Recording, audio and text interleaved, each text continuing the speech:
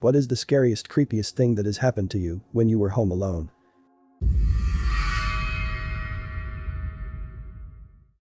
I was home alone one night in middle school.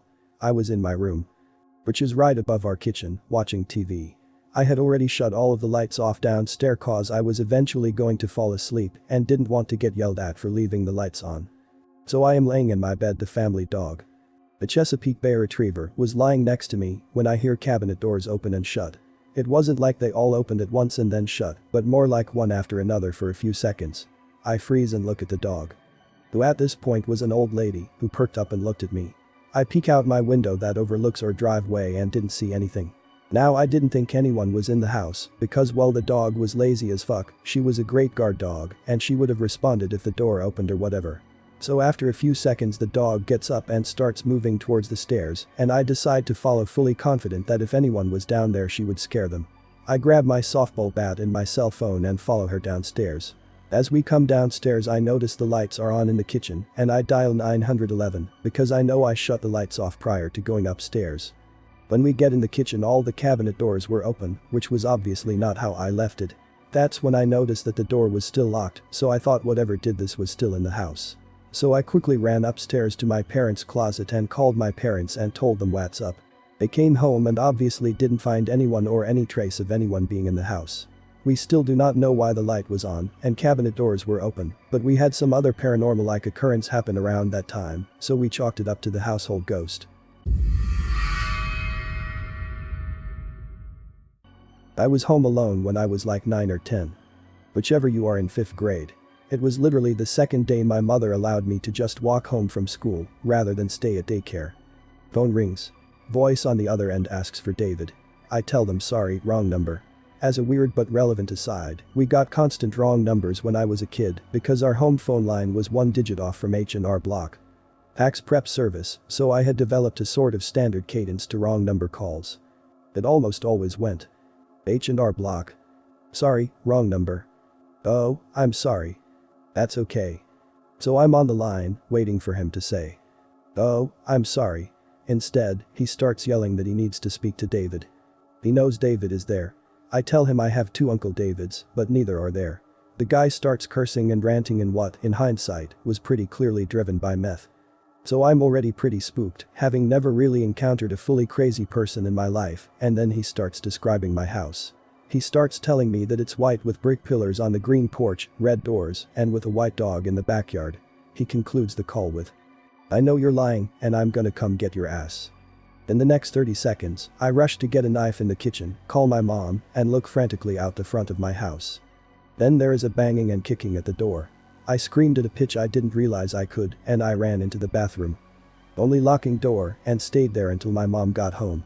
When I heard the garage door open and my mom call out for me, I started sobbing and ran out to her, knife in hand. When I got older, I found out from my mom that the Uncle David the guy was looking for was a pretty bad drug addict for years, and that's why I hardly ever saw him. He probably gave someone he owed money to a bad address number. One night when I was about 12 or 13, my parents were gone for a while and I was just staying up really late. Past midnight on my desktop computer waiting for them to come home. Like most people, I had been told a million times not to talk to strangers on the internet, but about half my friends list on MSN were people I had never met before, so I was just chatting with a bunch of them. Out of nowhere, one of my online friends had told me exactly what I had been doing the past hour or two. What I was eating, drinking, playing with when I had gotten up last. Things I hadn't mentioned in chat. I instantly got a horrible feeling in the pit of my stomach. My desktop was set up in front of a big window, so as far as I knew, this person I had been talking to, that was supposed to live in a different country than me, had found my address and been watching me through the window. Turns out, he had somehow hacked into my webcam. I always left it plugged in, even though I had been warned not to when I wasn't using it, and had been frequently watching me through it whenever he wanted. It's been 10 years and I still have all the cameras on my devices covered in thick duct tape. It was raining pretty hard one night and I was about to go to bed. Our dog decided to start going nuts, barking at the corner of the family room. We had just moved in so there wasn't anything in there, but she just kept constantly barking at nothing. I tried to pull her away, but she wasn't having any of it. She started showing her teeth and snarling, which she never does. I figured there must be an animal outside, so I turned on the deck lights. Deck is off the family room and peer outside. Nope, nothing. I wasn't about to go outside because of the rain and I didn't see anything anyway. So I dragged the dog to the bedroom, but she just won't shut up. Finally decide to get my shoes and umbrella on and walk around the house. Found one of my neighbors curled up along the side of the deck trying to protect himself from the rain. He's disabled and a little slow. He usually goes out for walks in the neighborhood.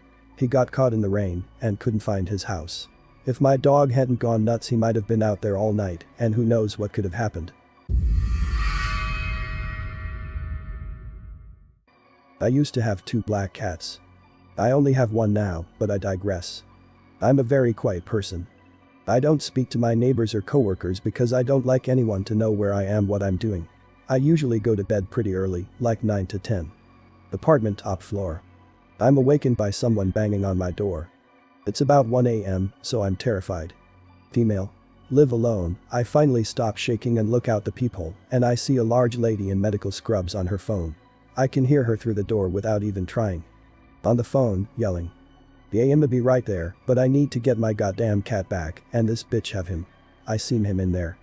Now mind you, I've had my kittens since they were 4 months old, brother and sister, both dropped off at the same vet office. So at that point, I'd had them for at least 2 years. Crazy Pants must have seen one or both of them in the window and decided otherwise. I hid in the bathroom and called 911. I don't think they ever showed up. She never came back, and I never figured out if it was just mistaken identity or if it was some kind of scam. Late at night, trying to make me feel sympathetic about a fellow cat lady, but I never heard from her again, and our neighborhood put up gates not too long afterwards. That, among other stories, does make it hard for me to sleep at night though. My husband went out of town for his first work trip following the birth of our first child, so it was me, my infant daughter, and dog at home. And I am counting it as alone considering I was the only one awake and verbal in the house at the time. I just put my daughter down for bed and was in the kitchen cleaning up when I suddenly heard our garage door open. Something that should not be possible with my husband and second of 2 garage door openers, literally in another state. I raced to lock the door coming into the house from the garage and crouched next to it for at least 3 minutes, phone out and dialed to 911, trying to listen for any sounds of intrusion before cracking the door open just enough to reach my arm through and close the garage again. I did not sleep super well that night. Though some of that can be blamed on the nightmare that was my baby's sleep schedule at the time and had at least 3 more mysterious garage openings overnight in the following week.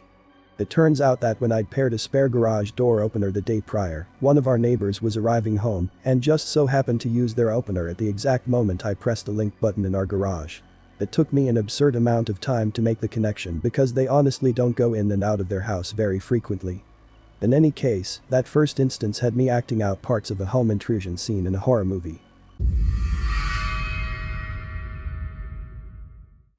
Lived in a condo. In the middle of the night, I woke up to hear someone rattling my front doorknob. No one had keys to my condo except me. Then, the door opened up and I heard someone walking in. I was 100% sure I was being robbed.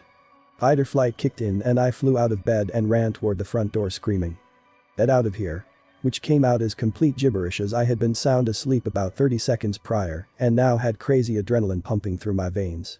I was literally jumping around in my underwear screaming and waving my arms when it dawned on me that the 2 guys standing at my front door looked more scared than I have ever seen anyone.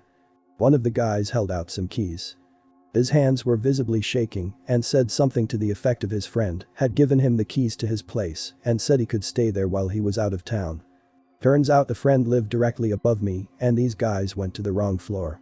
The floors were not numbered and neither were the condo units by mistake. They didn't know they were at the wrong door and that the keys were the same. I was able to get into his unit with my keys and they could open up my door with their keys. Needless to say, I was standing outside the hardware store the next day waiting for them to open so I could buy a new lock for my door. I was home alone with my toddler, getting ready for bed after putting her down for the night when I heard her call for me. So I went to her room and she was fast asleep. Weird. Maybe she had woken up for a moment and then passed out again. Got to the end of the hall before I heard her call for me in a panic. Rushed back in and she was still asleep in the same position. Sat with her for a few minutes and then made my way to bed when I heard my husband call my name. Must have come home from work early.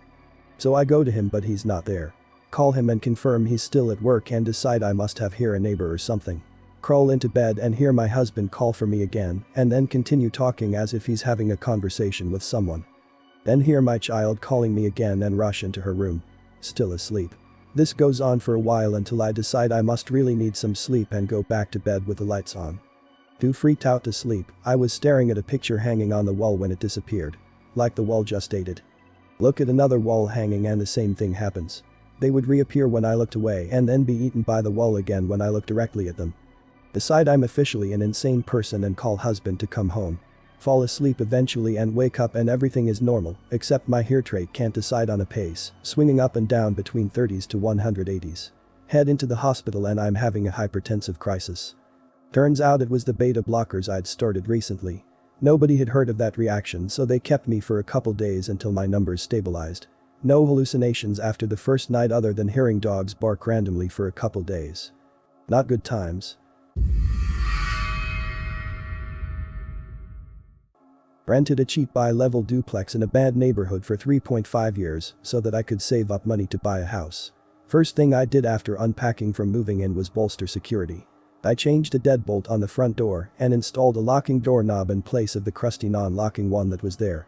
All the windows were old, shitty aluminum slider-style windows with horrible locks, and the back door was a patio door going straight onto a deck, so I bought a hardwood 1x4 and 2x4. And cut pieces to put in the window and door tracks so that any potential intruder would have to break a window rather than simply opening one to gain entry. I'm convinced that a past tenant was a drug dealer. In the first 6 months I had 4 separate instances of tweakers knocking on the door looking for Sam. A couple of the tweakers forlornly stepped off when I told them that nobody named Sam lived there. 2 others got worked up, asked where Sam had gone and where he was living, to which I responded that I had rented the place and had no idea who Sam is. After being visited by the tweakers, I redoubled my efforts to ensure that all doors were locked at all times. I still forgot to lock the front door once in a while, and I had a very creepy experience one night after forgetting to lock it. I was in the middle of cooking dinner one dark evening and went to the washroom. After washing my hands and exiting the washroom, I came back to my kitchen to see a middle-aged Asian man dressed all in black coming up the stairs from the entrance into my kitchen. "Who the hell are you?" I asked, startling him. He said he was there to fix a toilet. I was sure I was going to die, but figured I ought to talk to the guy for a few seconds before lunging for a kitchen knife and fighting for my life. The guy explained that the landlord, Gary, had sent him to fix a toilet. I told him that Gary wasn't my landlord and my toilet was working fine. He asked what address he was at, I gave him my address, and he started profusely apologizing, saying he had the wrong address. He backed down the stairs cautiously, put his boots on, and sheepishly left the duplex.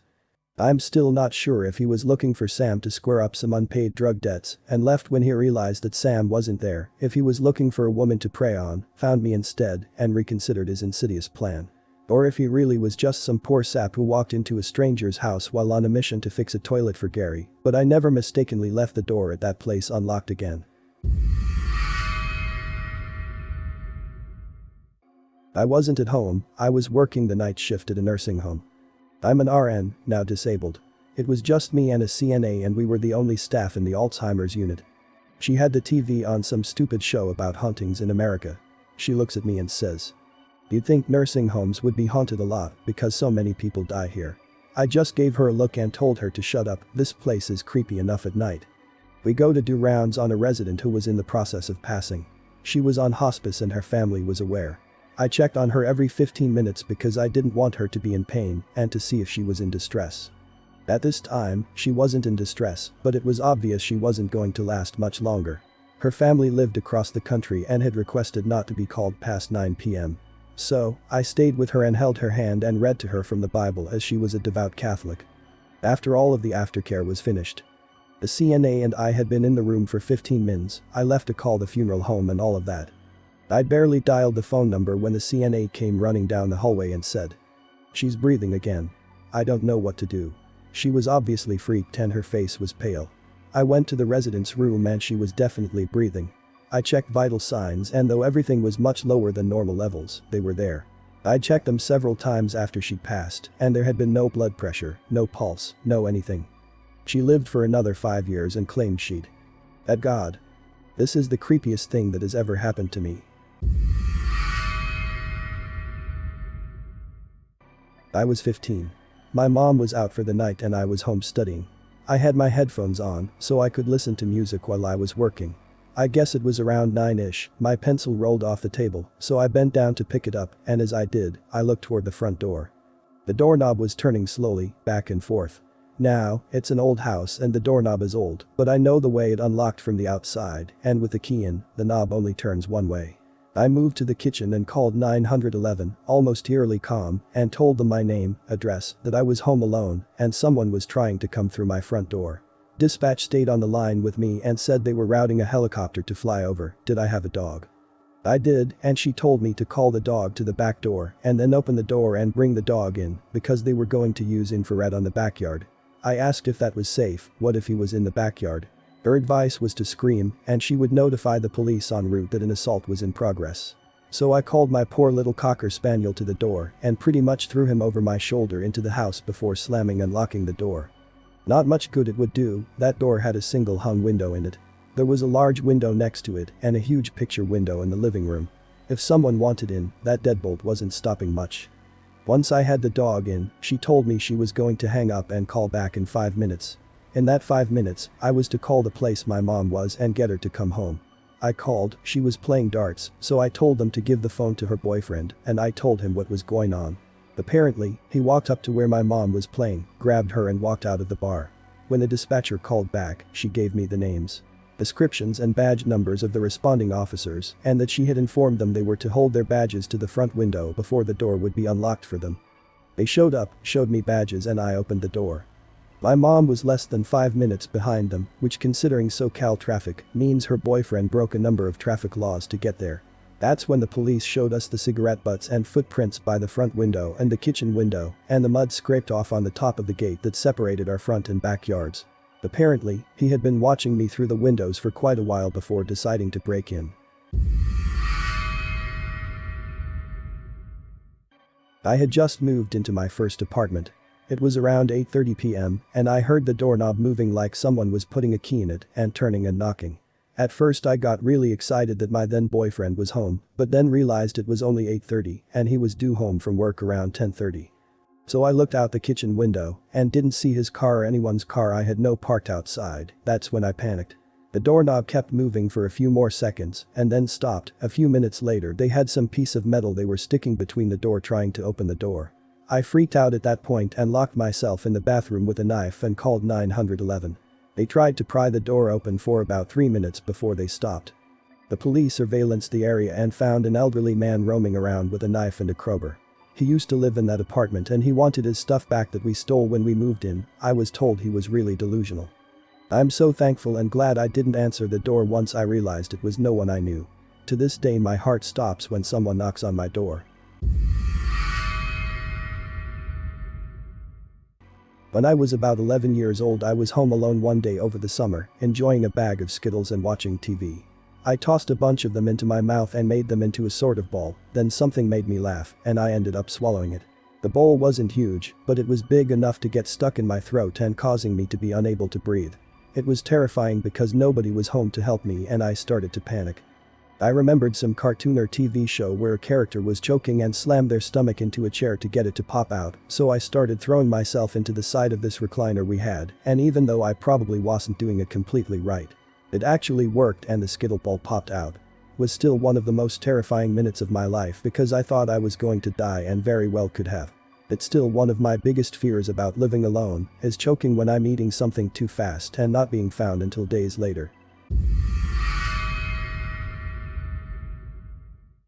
In fall 2016 I moved into half of a really old house. It was built in the 1880s, a stone's throw from the original campus of Indiana University, which is now a park filled with homeless people and drug addicts. The owners basically turned it into a weird duplex. My friend had lived in it right before I moved in, and he claimed that it was haunted, but I didn't really believe him because he was a bit of an odd guy. Anyways, the layout of the house was weird. You walked in the door and were in a living room type space, and then you kept walking and there was a doorway to a bedroom, and past that was the kitchen. No doors, only door inside the apartment was to the bathroom and one that led to the shared basement. So, my first night there was uneventful. I was a little uncomfortable because I hadn't lived by myself in a long time and was just feeling lonely and on edge. I stayed up late and then eventually fell asleep, but I woke up again around 3 in the morning. Cliché, I know. What woke me up was what sounded like a group of drummers were drumming on every flat surface of the living room. It went on for a while, and I was completely terrified. It was just a cacophony of sound. After about 2 or 3 minutes I finally gathered up the balls to get up and check on it, and as soon as I passed the threshold to the living room it just stopped. Nothing happened the rest of the night, but I didn't get much sleep. Couple days later a friend was visiting and he was about to leave. We were standing by the front door next to my bookshelf and I told him about how I was having trouble sleeping and the story from the first night. As I was saying this, a book threw itself off the bookshelf and onto the floor 3 feet away. It had to fly past the dresser the shelf was perched and landed between the two of us.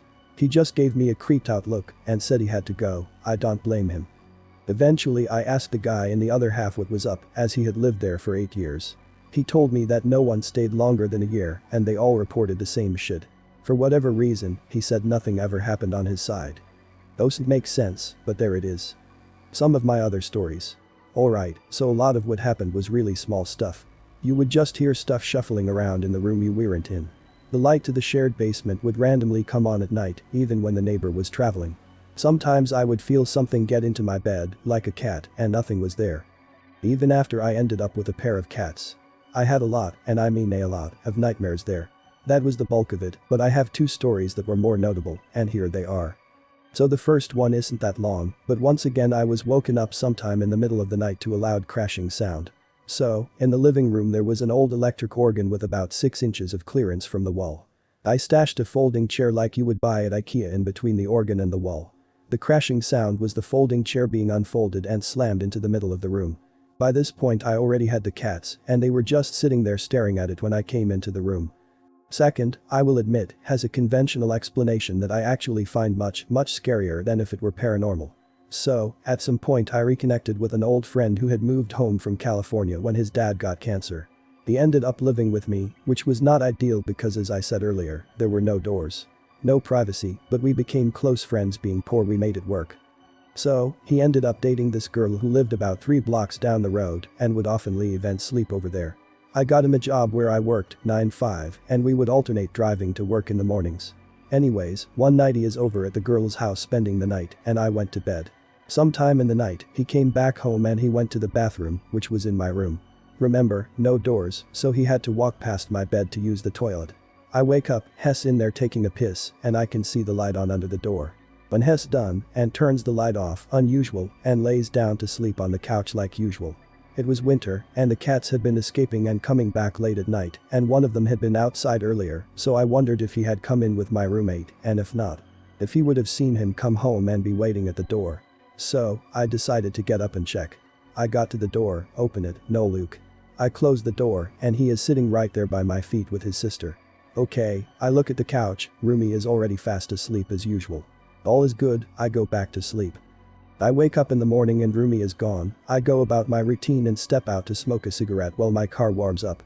As it gets closer to 9, I begin to debate leaving him to drive himself when I see him come sprinting down the sidewalk. We get in the car and start to work, and I ask him what time he left in the morning to go back for seconds at his girlfriend's place. He said he was there all night and I about shit my pants. So, I know for a fact the door was locked because the door had some ancient fucking lock design that locked automatically every time you used it. I also know for a fact that my cat was outside and in the morning he was back in the house. I don't know what to make of it, but it was really unsettling. And just for fun, a third story. I said earlier my house was not far from a park that junkies and the homeless frequented. In summer 2017 it was late and I heard a bunch of noise on my porch, so I went to investigate. There were 2 dudes huddled right by my steps with a flashlight and I asked them what the fuck they were doing. They replied using English words, but not something I would describe as language. Then they started walking towards that park, through my yard, and the whole time one of them was just calling back to me. Hey, it's the dark, sorry. Thanks for watching. If you like the video please drop a like, and to stay up to date with my latest videos, make sure to subscribe to this YouTube channel by clicking the button under this video.